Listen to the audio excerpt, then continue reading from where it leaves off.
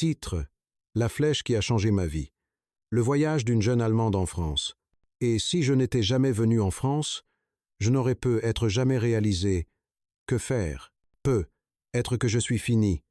Une lycéenne allemande, en échange scolaire en France, s'effondre en larmes sur un pas de tir à l'arc. Derrière cette détresse se cache une vérité surprenante. Que lui est-il arrivé? Découvrons-le sans plus attendre. Bonjour à tous, je m'appelle Sophia. Je suis actuellement élève dans un lycée privé à Berlin, en Allemagne. Depuis mon plus jeune âge, ma vie tourne autour du basket-ball. Mes bras et mes jambes, un peu plus longs que la moyenne, m'ont toujours donné un avantage sur le terrain. Depuis que j'ai rejoint le club local, mon obsession pour la victoire n'a fait que grandir. Je croyais que seule la victoire comptait, et je me suis investi corps et âme dans les entraînements quotidiens. Une fois nommé capitaine, j'ai imposé mes propres standards élevés à mes coéquipières. À la moindre erreur de leur part, je les réprimandais sévèrement. Pendant les matchs, j'étais impitoyable envers celles qui ne jouaient pas comme je l'entendais. Un jour, après l'entraînement, une coéquipière est venue me parler. Elle m'a dit que l'ambiance dans l'équipe n'était pas bonne. J'ai froncé les sourcils et rétorqué que l'ambiance n'avait pas d'importance. Nous étions là pour gagner, et pour la victoire, toute pression devait être supportée. Cependant, je sentais bien que le fossé entre mes coéquipières et moi se creusait. Quand elles discutaient en groupe, j'étais toujours exclu. Je les entendais prévoir une sortie shopping pour le week-end, mais personne ne m'invitait jamais. Je me disais que c'était inévitable. Une capitaine est parfois seule. Si c'était le prix à payer pour la victoire, alors je devais l'accepter. Pourtant, un match en particulier m'a éloigné du basket-ball. Je me souviens encore de ce jour comme si c'était hier. C'était la demi-finale du championnat régional. Notre adversaire était notre plus grand rival. Il ne restait que 30 secondes à jouer. J'ai levé les yeux vers le tableau d'affichage. Nous étions menés de 10 points. C'était notre dernière chance. Une occasion de contre-attaque s'est présentée. J'ai foncé avec le ballon. À ma gauche, une coéquipière était complètement démarquée. Elle a crié « Passe !» mais j'ai ignoré sa voix. Je me suis dit « C'est à moi de marquer ce panier. Je vais gagner ce match de mes propres mains. » J'ai foncé sous le panier et tenté un tir en force. Mais le ballon a été contré par une défenseuse. Il n'a même pas touché l'arceau. La meilleure joueuse de l'équipe adverse a récupéré le ballon. Le buzzer final a retenti. Nous avions subi une défaite cuisante. Mon égoïsme insensé, les regards déçus de mes coéquipières, mon entraîneur se prenant la tête dans les mains sur le banc, tout cela est gravé dans ma mémoire. L'entraîneur m'a sévèrement réprimandé. « Sophia, pourquoi est-ce que tu joues au basket au juste? Pour la victoire? Non, c'est pour l'équipe, pour tes partenaires. Tu as oublié ça aujourd'hui ?»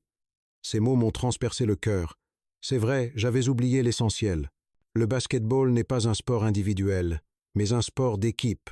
Et moi, je ne jouais que pour ma propre gloire. Le lendemain, je me suis préparé pour aller à l'entraînement, mais je n'ai pas pu franchir le seuil de ma porte. Je n'avais pas le courage d'affronter mes coéquipières. À partir de ce jour, quelque chose en moi s'est brisé.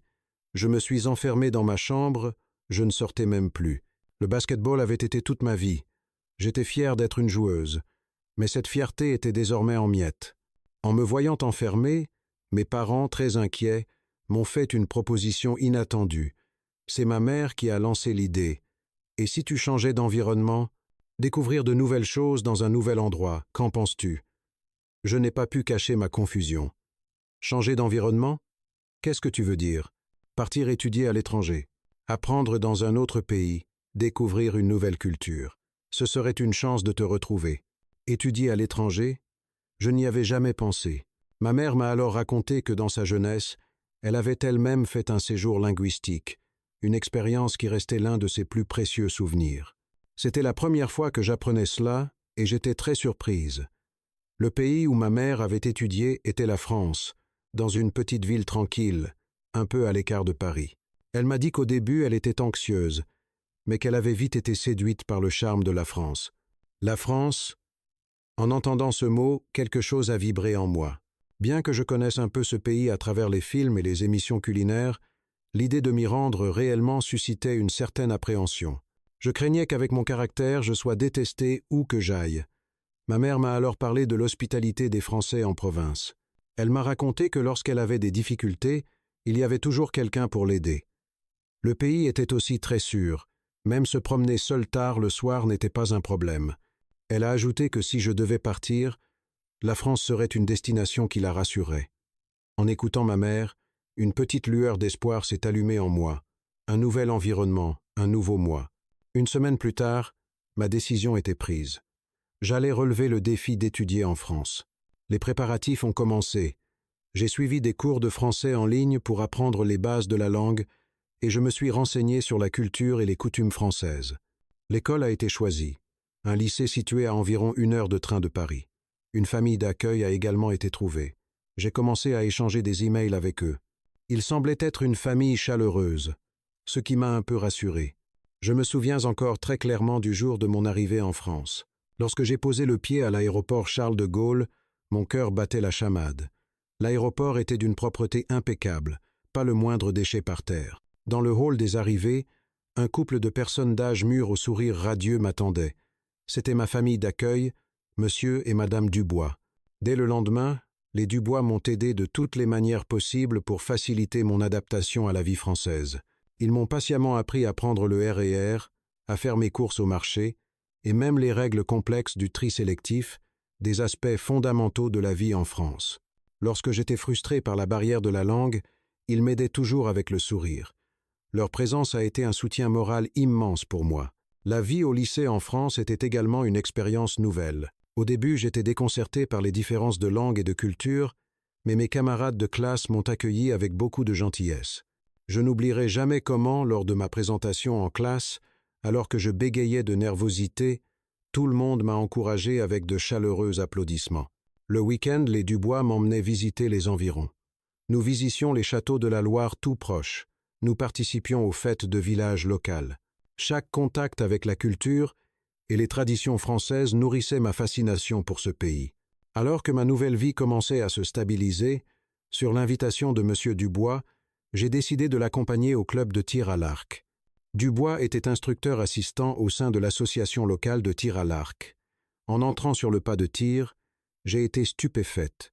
Des gens de tous âges s'y côtoyaient, des adolescents aux personnes âgées. J'ai dit « Je ne m'attendais pas à voir autant de générations différentes ».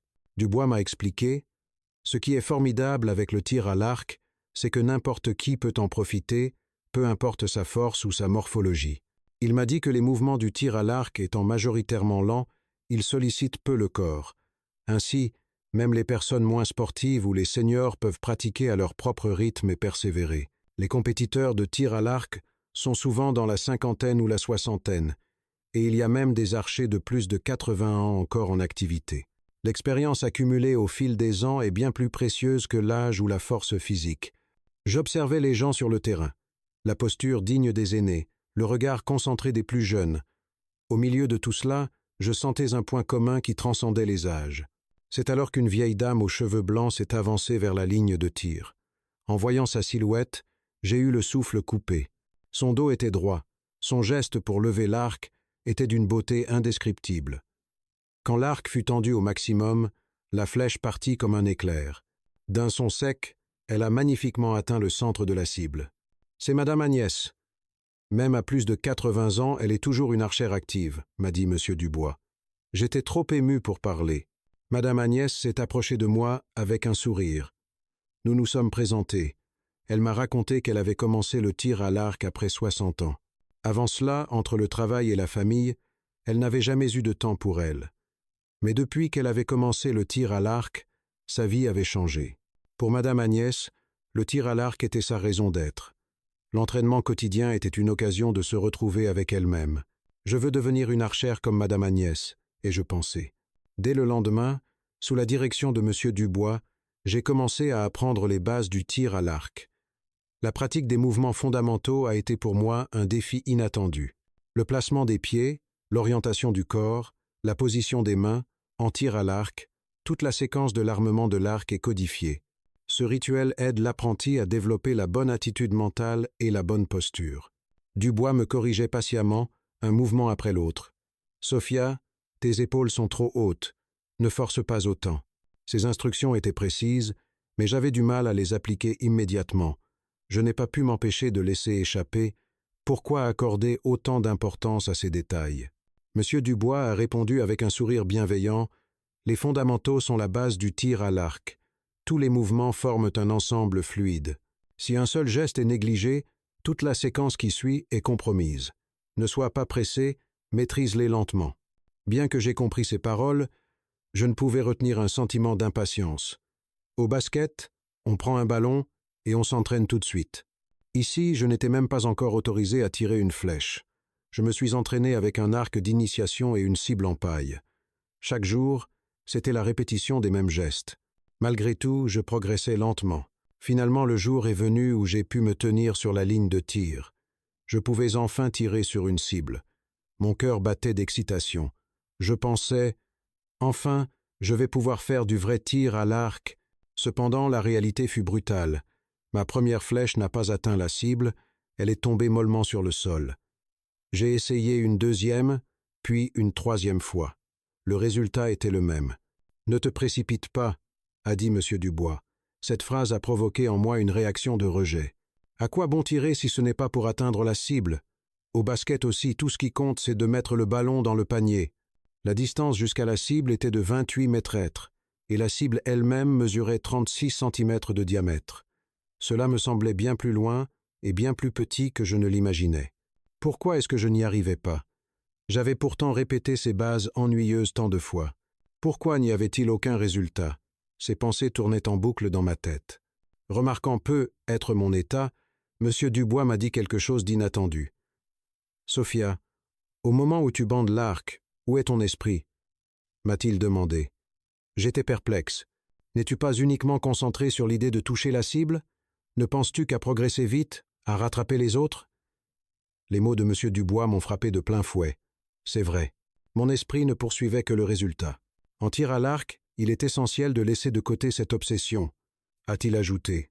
Ces paroles ont profondément résonné en moi. Jusqu'à présent, j'avais toujours été obnubilé par le résultat, prêt à tout pour l'obtenir.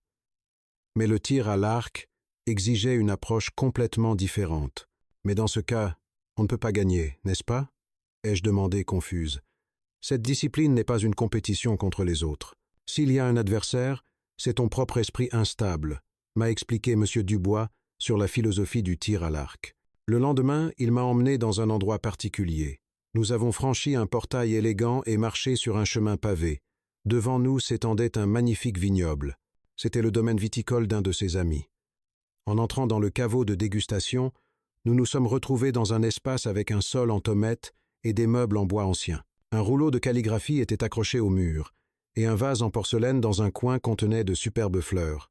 Le vigneron, un homme âgé, nous a accueillis avec une expression douce. Nous nous sommes assis à une grande table en bois. Le simple fait d'être dans cet espace calme a apaisé mon esprit. J'étais fasciné par les gestes élégants du vigneron. La façon de tenir la bouteille, de verser le vin, chaque mouvement était en parfaite harmonie avec l'espace. Après avoir dégusté, le vigneron m'a dit « Mademoiselle Sophia, avez-vous senti le point commun entre la dégustation et le tir à l'arc ?» En entendant cette question, j'ai tout de suite compris. Sa posture, les mouvements de ses mains et de ses doigts, tout cela ressemblait beaucoup à la posture de l'archer. Mais ce n'était pas seulement une question de geste. Le cœur de l'art de la dégustation est la pleine conscience. Il s'agit, à travers le processus de dégustation, d'atteindre un état de calme et d'harmonie intérieure, sans se laisser distraire par l'extérieur, ni se presser d'obtenir un résultat. L'esprit du tir à l'arc et des autres disciplines traditionnelles est le même. Il ne s'agit pas seulement de technique, mais de polir son caractère, de cultiver son esprit. C'est cela, la voie. Je me suis souvenu de mon expérience au tir à l'arc. Ce n'était pas seulement une posture et des mouvements corrects qui étaient exigés, mais aussi ma propre croissance intérieure. Je sentais que ce que M. Dubois m'enseignait s'appliquait aussi ici. La signification contenue dans chaque geste et ce concept qu'on appelle la voie. Ce jour-là, de nombreuses pensées ont tourbillonné dans mon esprit. Quelques jours après cette expérience, alors que je me rendais comme d'habitude au pas de tir, j'ai jeté un coup d'œil vers la rivière. J'ai vu quelques personnes qui regardaient le bord de l'eau, sans comprendre ce qu'elles faisaient. Au début, j'ai cru qu'elles pêchaient, mais en regardant de plus près, j'ai vu que tout le monde tenait des sacs poubelles. À ce moment-là, l'un d'eux a levé la tête et m'a aperçu. Sophia, à ma grande surprise, c'était un membre du club de tir à l'arc. J'ai regardé autour de moi et j'ai reconnu d'autres visages. Madame Agnès, Monsieur Dubois, ils étaient tous là. Perplexes, je les ai salués et leur ai demandé ce qu'ils faisaient. C'était leur activité de nettoyage régulière. Une fois par mois, ils ramassaient les déchets le long de cette rivière. J'ai demandé si c'était une activité du club. Monsieur Dubois a répondu que non, c'était entièrement volontaire, sans aucune obligation. J'étais étonné. En dehors des entraînements, ils se réunissaient de leur propre chef pour faire cela. Un des membres, Jean, qui parlait anglais, m'a expliqué pourquoi il participait. Au début, c'est Monsieur Dubois qui l'avait invité et il avait accepté sans trop réfléchir. Mais à force de le faire, il a commencé à sentir que cela faisait aussi partie du tir à l'arc. La façon dont on se comporte dans la vie de tous les jours se reflète dans notre tir. Pour lui, cette activité de nettoyage était une mise en pratique de leur discipline. Monsieur Dubois, qui écoutait notre conversation, a souri en montrant la rivière. Nettoyer cette rivière, c'est aussi une façon d'exprimer notre gratitude envers cette terre. Nous avons la chance de pouvoir profiter du tir à l'arc grâce à elle. C'est une manière de lui rendre l'appareil. En entendant ces mots, j'ai eu une révélation. Ils appliquaient ce qu'ils apprenaient au tir à l'arc dans leur vie quotidienne. Le respect, la bienveillance, la concentration, le dialogue avec soi-même, la voix, étaient un guide sur la manière d'exister. J'ai réalisé que cela ne se limitait pas à l'instant où l'on bande l'arc, mais que cela s'étendait à chaque jour de la vie. Quelques jours après cette activité, je réfléchissais à ma vie en France. Mes journées à l'école, le temps passé avec les Dubois, les rencontres dans la rue, j'avais remarqué l'incroyable gentillesse et la politesse des Français. Les gens qui se cèdent leur place dans les transports en commun, les passants qui prennent le temps de bien indiquer le chemin, l'accueil souriant des commerçants. Pour moi, ces scènes n'allaient pas de soi. Pourquoi les gens ici sont-ils si polis, si prévenants? Et soudain, j'ai pensé, n'est-ce pas justement parce que l'esprit de cette voie est enraciné dans la société? La dégustation, les disciplines traditionnelles et le tir à l'arc que j'apprenais, je me suis dit que l'esprit commun à ces voies influençait aussi le comportement quotidien des gens. J'ai partagé cette pensée avec M. Dubois. Il m'a écouté attentivement. C'est vrai, Sophia. L'esprit de la discipline est profondément ancré dans la culture française. Nous apprenons dès le plus jeune âge le respect et la considération pour les autres. C'est peu être le fondement de notre société. Soudain, une idée m'est venue. Monsieur Dubois, pourquoi avez-vous commencé le tir à l'arc? À cette question, son expression s'est légèrement assombrie. Le déclic a été le décès de ma mère. Elle souffrait de la maladie d'Alzheimer. Ce sont ces dernières années que je me suis occupé d'elle. Au début, sa mère oubliait juste de petites choses, mais avec le temps, elle ne reconnaissait même plus son propre fils. M. Dubois se souvenait que s'occuper d'elle était bien plus difficile qu'il ne l'avait imaginé. Entre le travail et le manque de sommeil, et surtout la douleur de voir sa mère ne plus être elle-même, il a peu à peu perdu pied, physiquement et mentalement. Il n'arrivait plus à être doux avec elle. Il a avoué lui avoir crié dessus à plusieurs reprises et avoir même failli lever la main sur elle. Sa voix était chargée d'un profond regret. Après le décès de sa mère, il n'arrêtait pas de se demander « N'aurais-je pas pu être plus doux avec elle? N'aurais-je pas pu faire plus d'efforts pour la comprendre ?» Un jour, en triant ses affaires, il a trouvé un carnet. Sur les pages, le nom de M. Dubois était écrit des centaines de fois, d'une écriture tremblante. Alors que la maladie progressait, pour ne pas oublier son fils, sa mère s'était efforcée d'écrire son nom sans relâche. Dans quel état d'esprit ma mère a-t-elle pu écrire cela? Monsieur Men, Dubois a confié qu'à l'époque, il n'avait absolument pas compris l'angoisse de sa mère. C'est pendant ces jours sombres qu'il a découvert le tir à l'arc. Il se souvient encore très bien de sa première visite au pas de tir, invité par un ami. Dans le silence, les silhouettes des archers bandant leur arc l'ont profondément fasciné. La sensation étrange la première fois qu'il a tenu un arc, et ce sentiment, au moment de le bander, de devoir se confronter à son propre esprit, pour M. Dubois, ce fut une expérience inédite. Il m'a dit que grâce au tir à l'arc, il a peu à peu appris à dialoguer avec son cœur, à faire face à sa colère, ses regrets, sa tristesse, et à les accepter. Ce processus l'a transformé petit à petit. Le tir à l'arc m'a sans aucun doute sauvé, a-t-il dit en souriant. Maintenant, il sent que sa mission est de transmettre cet art à d'autres. M. Dubois m'a partagé une phrase. Dans le tir à l'arc, il y a le cœur du passé, le cœur du présent et le cœur du futur. C'est la vie elle-même. Le cœur du passé, c'est l'étape de préparation, avant de bander l'arc. Il contient toutes nos expériences passées, nos souvenirs, nos regrets, nos joies. Ton expérience en Allemagne, Sophia, et tout ce que tu as ressenti en arrivant en France, tout cela en fait partie. Le cœur du présent, c'est l'instant où l'on lève l'arc et où on le bande complètement. C'est vivre pleinement le moment présent. C'est nous-mêmes, ici et maintenant. En nous nourrissant des expériences du passé, nous accumulons de la force pour l'avenir. Cette posture, c'est toi, ici, en train de bander ton arc. Et puis, il y a le cœur du futur. C'est le moment où l'on décoche la flèche. Il représente les possibilités de l'avenir, l'impact de nos actions sur le monde. Quand tu tires ta flèche, tu ne vises pas seulement une cible, c'est aussi un instant qui façonne ton avenir. Le passé, le présent et le futur sont liés. Notre vie s'inscrit elle aussi dans ce grand flux. À chaque fois que nous bandons l'arc, nous faisons l'expérience de ce flux. À chaque tir, nous vivons la vie, du début à la fin. En l'écoutant, sans que je sache pourquoi, des larmes se sont mises à couler sur mes joues. Mon cœur était profondément bouleversé. J'avais l'impression de toucher pour la première fois au lien profond entre le tir à l'arc et la vie, à la profondeur de cette discipline. Un jour, avant l'entraînement, je suis arrivé en avance au pas de tir. Dans le silence du lieu désert, j'ai pris mon arc et je l'ai contemplé. Qu'est-ce que j'avais bien pu apprendre grâce à cet arc?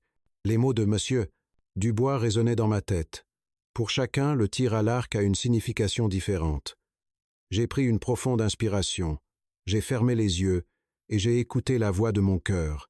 Le moi qui se consacrait au basket, le moi qui, obsédé par la victoire, avait blessé ses coéquipières, le moi qui, arrivé en France, se sentait perdu et anxieux face à ce nouvel environnement, et le moi actuel, qui, grâce au tir à l'arc, était en train de changer peu à peu. Quand j'ai rouvert les yeux, je me sentais incroyablement calme. J'ai levé mon arc et j'ai regardé la cible. Mais cette fois, je ne cherchais pas à l'atteindre. Je me suis concentré sur chaque mouvement. J'ai senti ma respiration, les battements de mon cœur. Étonnamment, en faisant cela, la tension dans mon corps s'est peu à peu dissipée. L'impatience et l'anxiété d'avant avaient disparu, remplacées par une concentration sereine.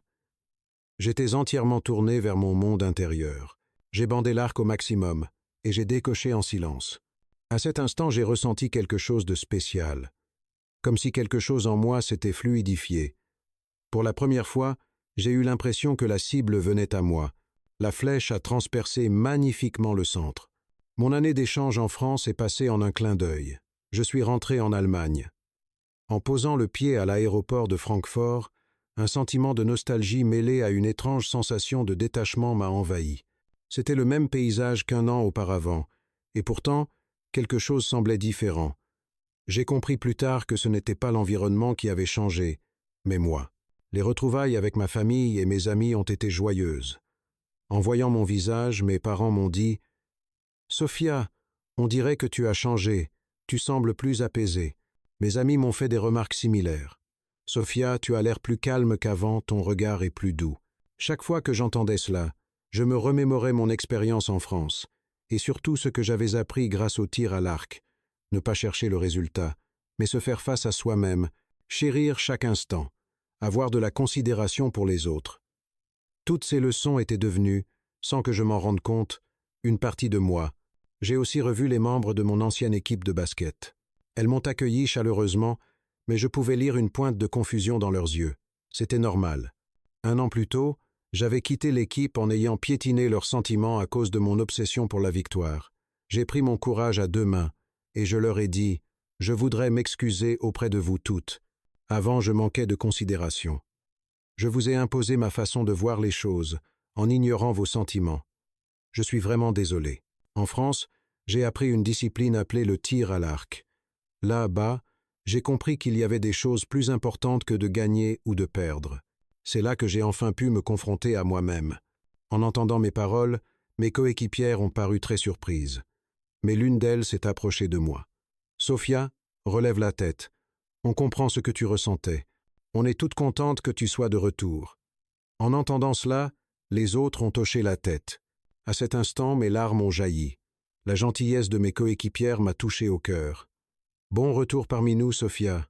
À partir de maintenant, construisons une nouvelle équipe, ensemble. Quelques semaines plus tard, j'ai fait une découverte surprenante. Il existait aussi en Allemagne des personnes qui promouvaient le tir à l'arc traditionnel. En apprenant cette nouvelle, mon cœur s'est emballé. J'ai immédiatement décidé de visiter ce lieu. Il se trouvait dans une petite ville à environ 30 minutes de train de Berlin. L'ambiance était différente de celle du pas de tir en France, mais lorsque j'ai vu les mots « tir à l'arc » sur le portail d'entrée, une vague de nostalgie m'a envahi. En entrant, j'ai vu quelques élèves en train de s'entraîner. Leur silhouette m'a rappelé avec une grande clarté mes journées en France. L'instructeur du club s'est approché de moi. Il s'appelait Klaus. Il y a plus de 20 ans, il avait étudié en France et, à son retour en Allemagne, il avait commencé à enseigner ici. « Tu as appris le tir à l'arc en France ? C'est formidable. Tu veux continuer ici ?» À la question de Klaus, j'ai répondu sans la moindre hésitation. Le tir à l'arc est quelque chose de très important pour moi. Je veux en faire une passion pour toute ma vie. C'est ainsi que j'ai commencé à m'entraîner dans ce club. Bien que l'environnement soit différent de la France, la sensation de calme intérieur au moment de bander l'arc était la même. À force de pratique, le tir à l'arc est devenu une partie intégrante de ma vie. Les cours au lycée, le basket, et puis le tir à l'arc. Bien que mes journées soient chargées, je menais une vie équilibrée et épanouie. Ce que j'avais appris grâce au tir à l'arc, l'expérience que j'avais acquise en France, tout cela irriguait chaque aspect de ma vie quotidienne. J'étais capable de me concentrer en toute situation et je ne me sentais plus paralysé par le trac. En réfléchissant à la personne que je voulais devenir, j'étais aussi devenu capable d'être plus douce avec les autres. Les Dubois, les membres du club de tir à l'arc, mes camarades de classe en France, je sentais intensément que c'était ma rencontre avec eux qui avait fait de moi la personne que je suis aujourd'hui. Mon rêve maintenant est de retourner en France, pour leur montrer la personne que je suis devenue et pour leur exprimer ma plus sincère gratitude. Merci d'avoir regardé jusqu'au bout. Si vous avez aimé cette vidéo, n'oubliez pas de laisser un pouce bleu et de vous abonner à la chaîne.